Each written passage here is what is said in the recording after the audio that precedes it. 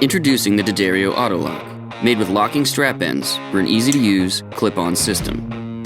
When you're done, just pull the latch and slide it off. Keep your guitar on lock with D'Addario Autolock.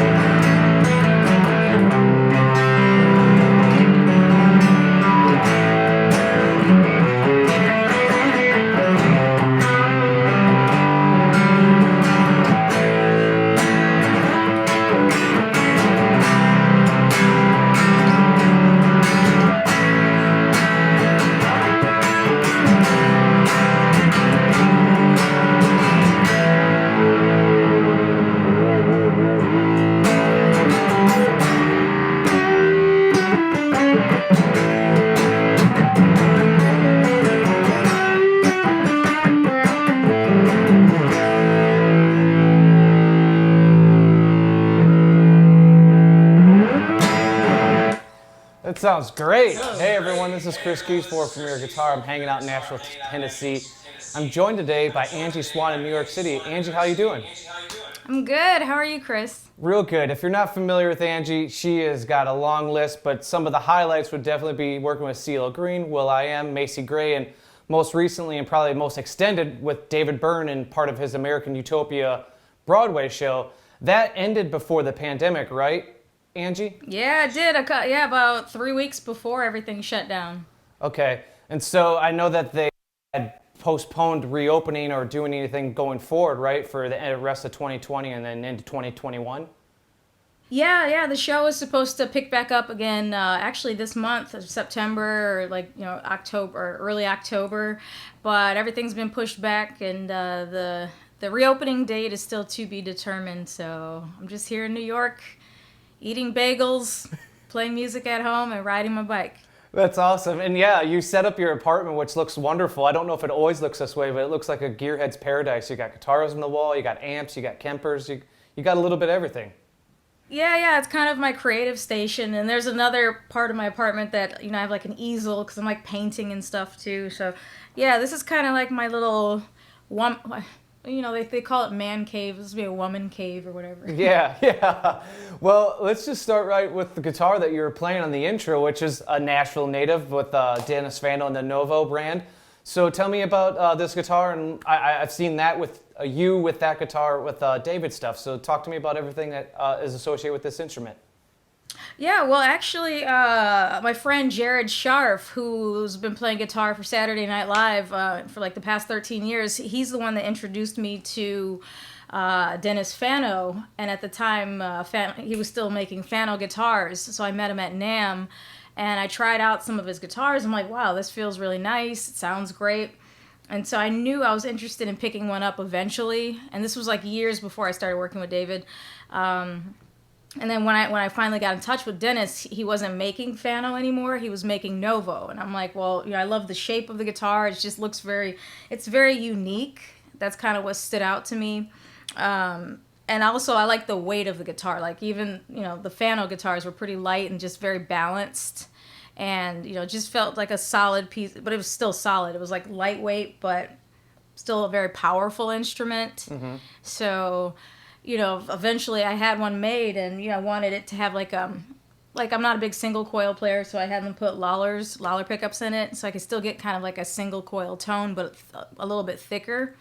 And yeah, I used this guitar for David's show, and just by chance I ended up using it for most of the songs because David's show is fully choreographed, so there's not much time in between to switch out guitars. I'm also using Knaggs guitars, which we got one right here made by Joe Knaggs, amazing luthier that I've been kind of like in touch with for many, many years now. So, I like a variety of different axes depending on, what I'm playing. And now with the preference for humbuckers, does that extend beyond David's work? Because I know when you guys get on stage in the songs that he does play guitar, it's typically with a Strat and a single coil. So was that in mind when you decided to kind of go with the Knaggs and the Novo, or was it just kind of you've always been a humbucker person?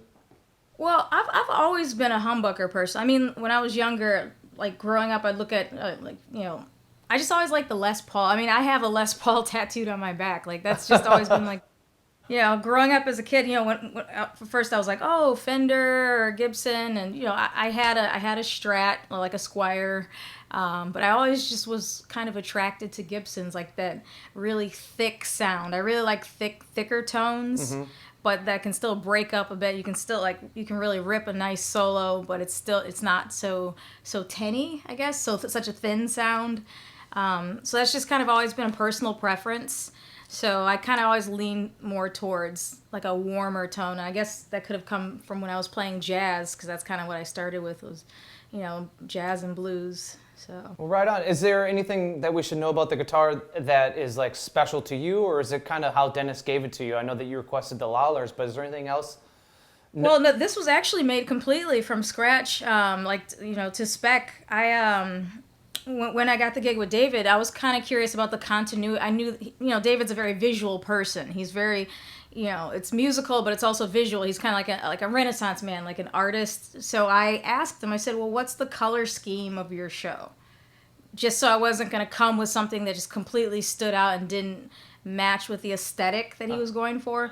And that's when he told me they were all wearing gray suits. So I kind of, you know, went back and forth with the guys from Novo, and at first this pickguard was aluminum, which I really liked because it was really flashy. Yeah. But the stage lights would hit it, they hated it. Like, you know, when the lighting guy hated it, because anytime the light would hit this, you know, the reflection would hit the audience, or it would hit the lens of the camera. So eventually, guys at Novo sent me another plate to, like, you know, to rectify that, because yeah, everything used to be this. This aluminum, like I said, they hated it. So yeah, I kind of based the color scheme on what I was told the show was going to be like. It's an accident that I'm wearing gray pants and a black shirt today. I didn't plan that. I'm just noticing that now. I'm like, am I playing the guitar or is it playing me? I don't know. But yeah, so that was pretty much it. And also, Knaggs also made a guitar that was like really based on the color scheme of the show. Because, you know, with the color gray, pretty much any light can hit that and it'll change colors. That's why they went for like the gray look, because it just really translated well with, you could throw a red light on a gray suit, all of a sudden everything on stage looks red or pink. That's cool. Which I didn't know. Yeah, I had to learn that. It's funny, because like guitars back in the 50s had that same type of reason for certain paint colors. You know, they called it like the early Gibsons like TV yellow, because they needed them to show up. So it still matters how an instrument and presentation comes across on TV. It's still, you know, 70, 80 years from the dawn of electric guitar. It's still a point of contention of what you can and can't pull off on TV or on stage. Yeah. Or you could get like a neon yellow Ibanez. You know? Yeah, that's a statement for sure. Well, should we move on to another guitar? Yeah, absolutely. You know, since we were talking about this David show, I'll just go right to the Knaggs guitars. And you know, I love this guitar. I used this also when I was touring with a group called Fifth Harmony, and I only had one guitar with me, so I wanted something, you know, they were more like pop rock, and so I just said, again, like a Les Paul style guitar. I went for this. This is the Knaggs Kanai. And actually, I had them put, I can split the coil here, because for David's show, again, no time to switch guitars, so I had to be able to switch my tone without leaving the stage. So halfway through the run, we had a couple switches and modifications to this guitar, but again, I really like it. That's, again, for me, big issue is the weight, because of movement, choreography. I don't want to be weighed down, and also I want to be able to perform, you know, live for a long period of time. And I just know so many people that had horrible back issues.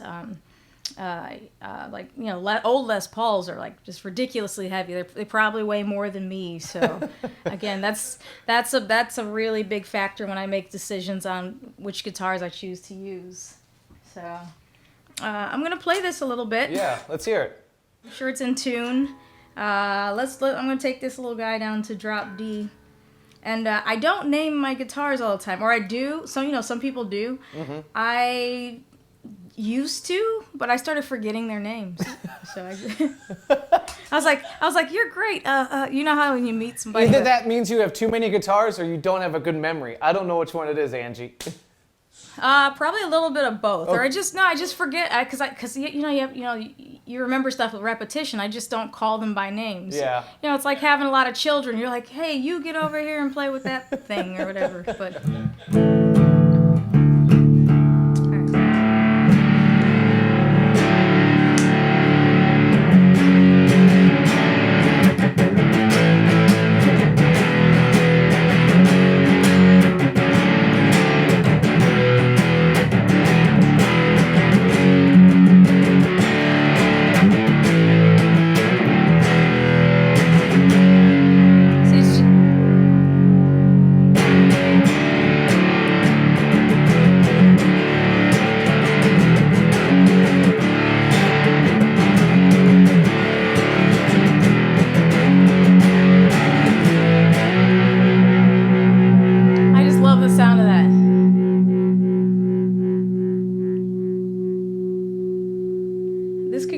For another 10 minutes, I promise. Wow, that's awesome. It sounds great, even through the Zoom call. Oh wow, cool, thank you. Yeah, that's Joe Knaggs for you. I mean, that's just that's just the neck pickup. I mean, the bridge pickup, it gets thicker and thicker. I mean, again, depends on the amp. I mean, hearing this guitar in where was it? The Asia tour where we were in, like hearing this guitar in like a stadium or an arena. I used to kind of get to the sound check as early as possible just to kind of play because, we're with in-ears. Yeah. So it's kind of, you're very confined. So I would try to get there whenever I could just to kind of take one ear out and just play and just feel the whole room rumble. It's just such a cool feeling to me. Well, do you know what pickups are those Lawlers as well? Are you loyal to the Lawlers or what's those? I think these are called, what are they called? Seth Lovers. I think they're called Seth Lovers. Yeah, I think those are Seymour Duncans. Yeah, and they're just really, that's just a really standard. I think he probably has these as his stock for his, any humbuckers he uses. But, I just trusted his judgment when he told me what was in it, because like I said, you can't go wrong with Joe. So I was like, I pretty much give him a lot of freedom. I meet them and say, hey, do what you want to do. But that's pretty much it for me. I want to mention too. I'm actually playing all this, I don't have a lot of space in my apartment, so I have a really small amp. This is the Supro 1622 RT Trim Verb. It's just 10-inch speaker, and it just sounds really good. Like, right now, what is it at? It's not even at, it's like at 4. Wow. Not even. No, yeah, it's like at 3.5, 4, so it's not even that loud right now, but, it's a versatile amp. I like the clean tones I get from it. And it's portable, which I've mentioned before. I like practical. I didn't have a guitar with P90s. I used to have a Les Paul, you were talking about television yellow. I had a TV yellow Les Paul double cutaway with P90s. And it was, I unfortunately had to sell it a long time ago, financial hardships. And I still miss it, but it was it was to a friend and somebody I know that's putting it to good use. And I always told myself, I said, one day I'm going to have another one with P90s. And so that's how this came about. Right on. What do you like about the P90s, at least in this particular guitar and this particular Cower guitar? I don't, how people call it ballsy. I call it eggy. That's perfect. Yeah, again, I think I was working on a rock project or something. And so that's, back when I had the Les Paul, I was using it. I once brought it to a jazz gig, which was a horrible idea. And, P90s are really loud, too. And I think these were actually kind of quieter. But these are actually quieter P90s than what I'm used to. I just needed a guitar with P90s just for a very heavy gig I was doing. And, again, just for me, just having versatility. I'd rather have a few guitars. Each guitar has to have a specific use, because otherwise it's just I don't want a lot of the same thing. I'd rather just have, you're unique for this style of music, you're unique for this style. Yeah, let's hear it. Let's see, I'm gonna use the Exotic SL Drive for this. I was using the Earthquaker Devices Hoof Fuzz earlier. for anyone interested. See, it's loud. Now it's loud.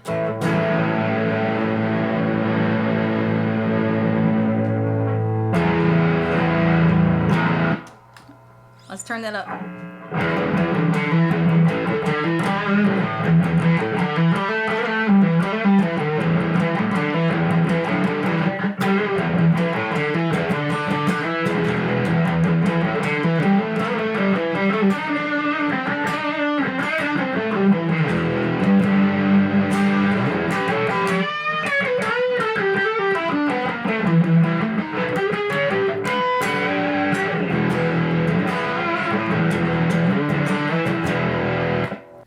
Yeah, those are probably my top 3. These two and this one right here.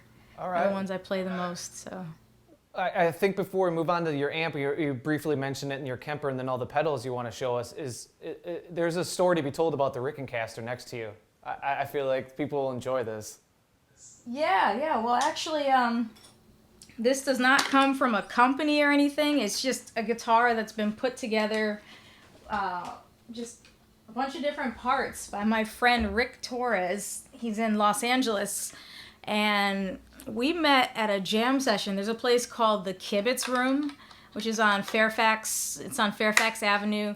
It's a tiny little like hole-in-the-wall dive bar connected to this old Jewish deli called Cantor's. Ooh. And they just have jam sessions like every Tuesday night, and it's just like a bunch of old guys that have played with everybody, and they just kind of, it's that old Hollywood kind of vibe, just people who've seen it all, and they just get together and literally jam. Like they probably like were very like huge in the 80s, 90s, and just kind of stayed in LA, and there's, it's kind of what gave LA its character, were like places like that. And the Kibitz Room is a very historical place.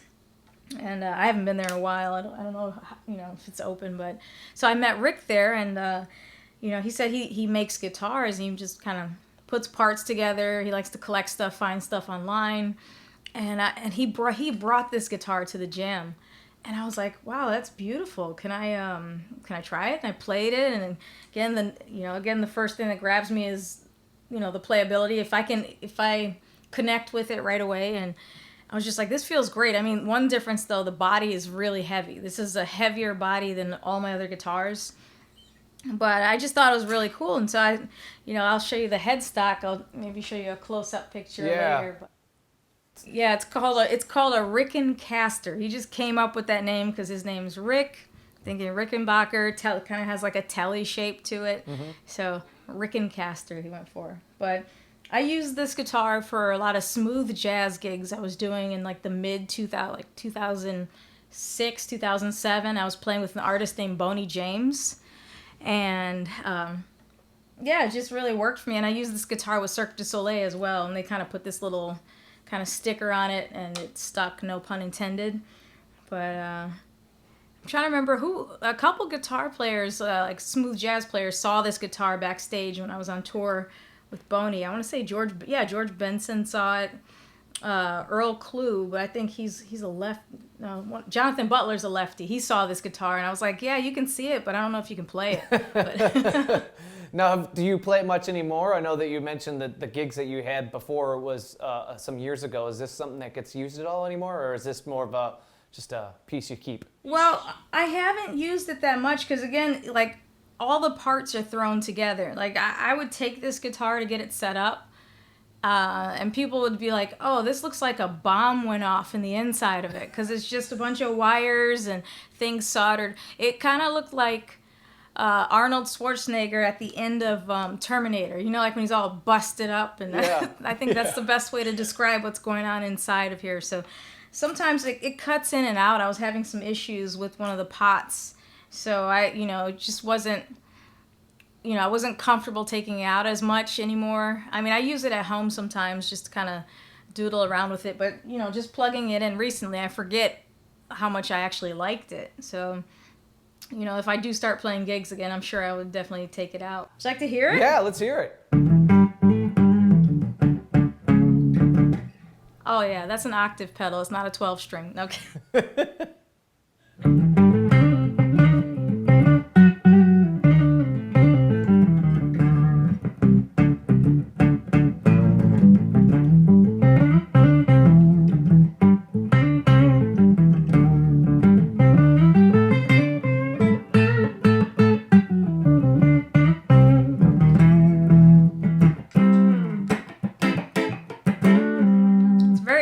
like just kind of a dry signal right now. But the neck is really smooth. The action is way lower on this guitar than my other ones. And considering I haven't touched it in years, like I'm like kind of falling in love with it right now. We might have to pause the video so I can have a moment, but.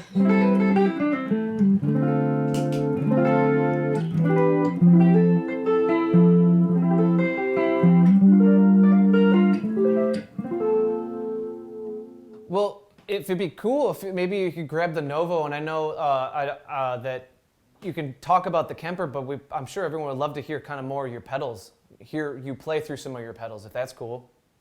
Yeah, absolutely. And recently I'll grab the Novo. I just kind of got hip to Earthquaker Devices pedals, which I like them because they're first of all they're really they're good people. Like I've had conversations with people that were on the staff, and it's just I like their advertising model. I like their ethics. And so that it's really important to me to see how a company uses their voice for everything. And so I really got into them with the Avalanche Run, the delay reverb pedal. A good friend of mine kind of turned me on to them. And for years I've been using the Boss DD5, which is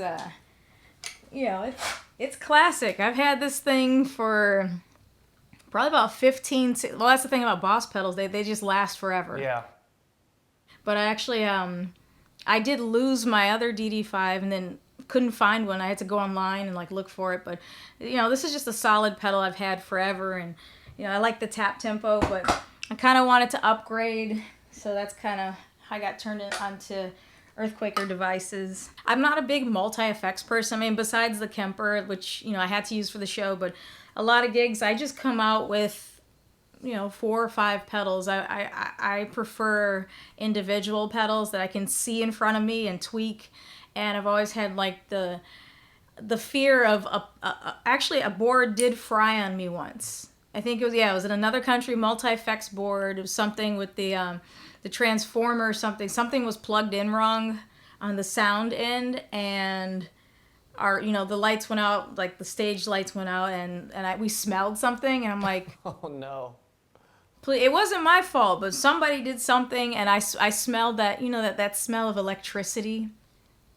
And so then my board was fried. So I said, all right, never again. And, I've just always liked single effects. But I switch it around so much, so I end up in a room full of a pile of different pedals. But, basically I I used to play wah a lot, but I do, delay, overdrive, distortion. I try to keep it simple, but once I discovered Earthquaker Devices, I kind of got a little trippy, crazy, loopy, because they just have so many different, really cool sounds, and I really like the group Tame Impala. Yeah. And so I was really kind of doing some research, wow, how do you get these sounds? And, so I really got into, envelope filters and pitch arpeggiators and, phase, and so... Well, I was actually into phase before that or flange because of Prince. He likes. Oh yeah. I'm just kind of getting used to it. I mean, it takes time. It's really new for me to dive into this. But I really like Earthquaker Devices. I'm gonna try something here. Let's see what we got here. I'm gonna do the Grand Orbiter. This was actually their phase machine.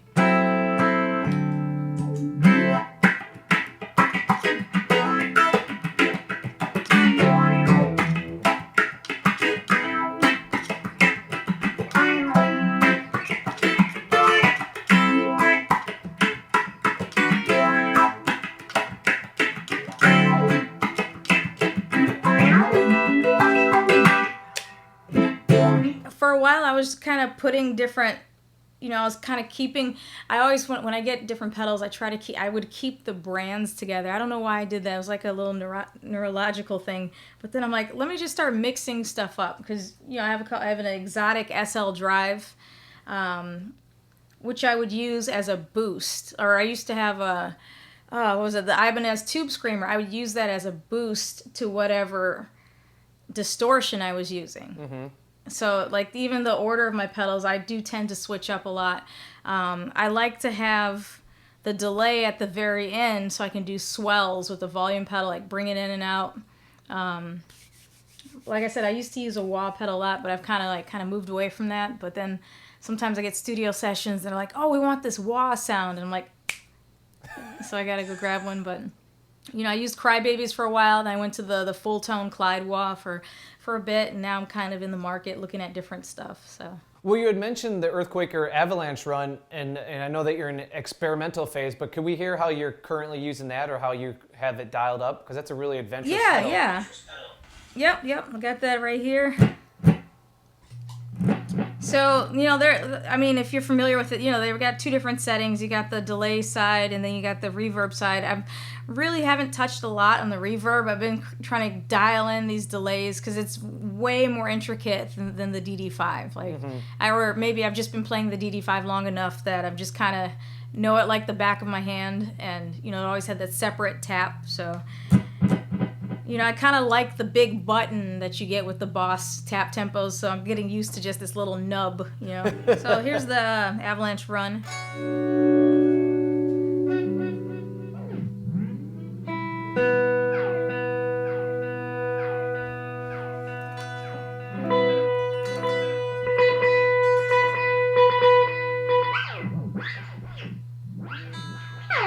It's like toys. You can play with this for hours. I figured.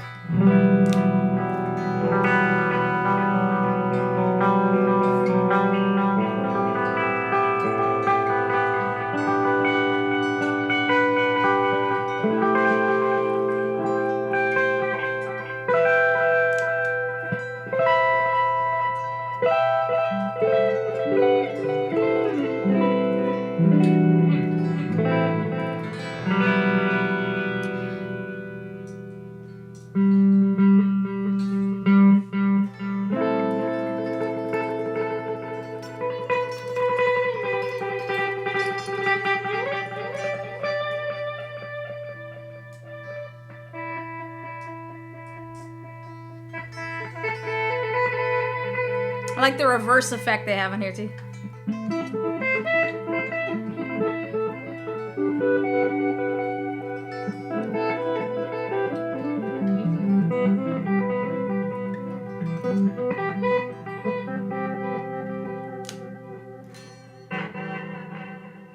I also use Moog pedals. Again, like I said, let me see if I can lift this little guy up.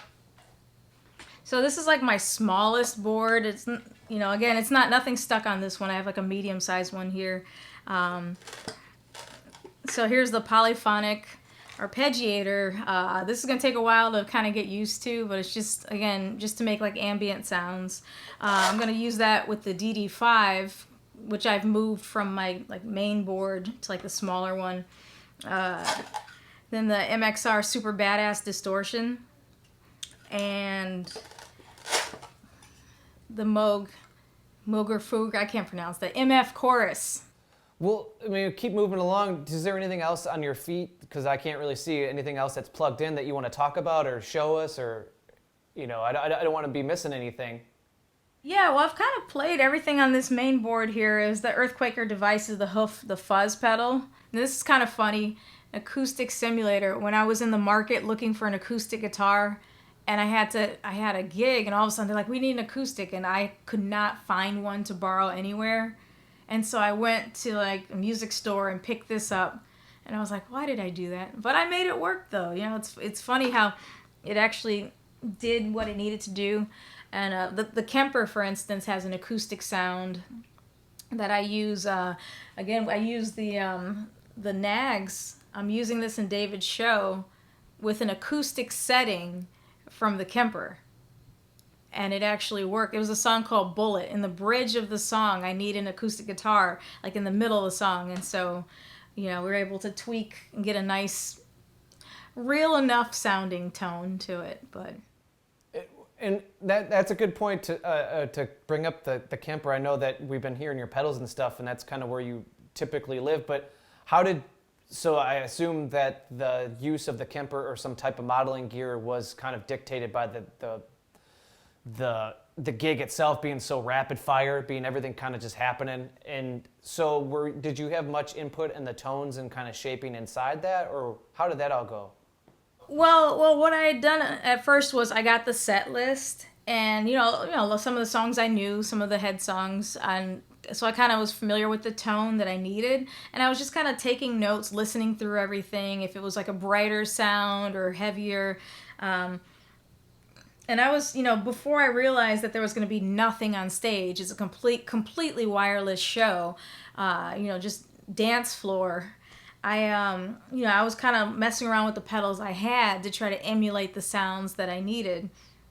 And then that way I kind of had an idea of my head of what to take to put into the Kemper. And actually, it was kind of intimidating at first, but I had this guy Victor Muniz come in, and he's kind of like a Kemper expert. He had worked with St. Vincent as well in helping her like kind of program it and get to learning how to use it.